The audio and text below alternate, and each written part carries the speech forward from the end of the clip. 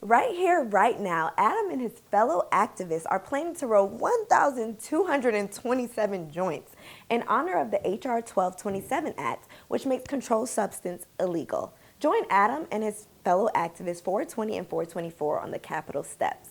For Howard University's news service, I'm Sarah Gardner. A recent article in the Washington Post commented on the possibility of 13-year-olds being able to vote. With the knowledge and awareness these DC youth have on voting, there's no telling what is yet to come.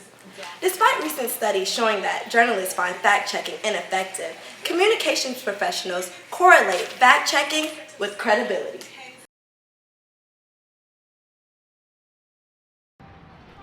DC residents have traditionally voted Democratic, but what about their kids?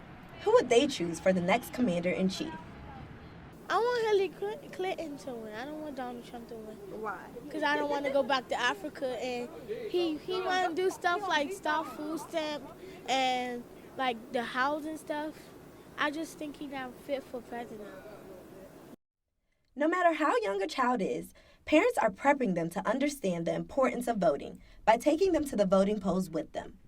Some children have started to form their own opinions on both parties running in the presidential election.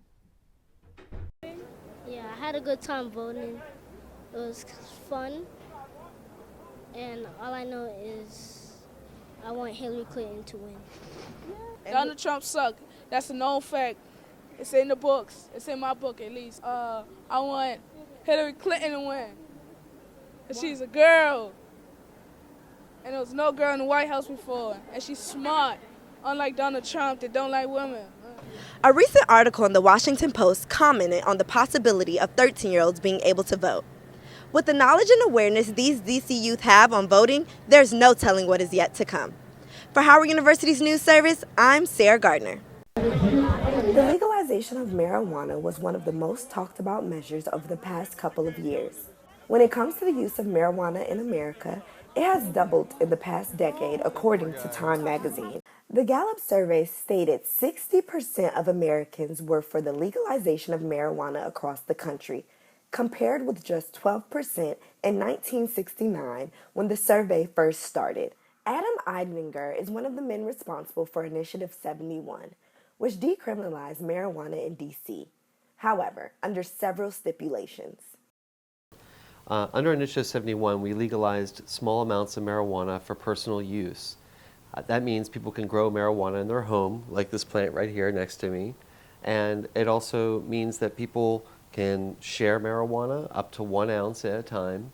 I have had people come to me and say, you need to talk about responsible use more because we got people who use weed all day long and they will never apply for a good job because they refuse to be drug tested.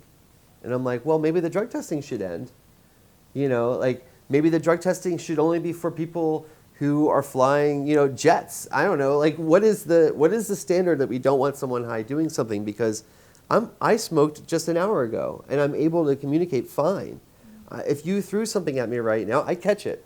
I'm not drunk. There's a difference. CNBC reported that 1 in 10 Americans go to work under the influence of marijuana, but they did not report on how the people function. I think you can make good judgment under the influence of marijuana. People that are living a lifestyle that lacks moral compass, maybe it's not the best thing. So you still need moral compass. You still need to know what's right from wrong. You still need to be an honest person.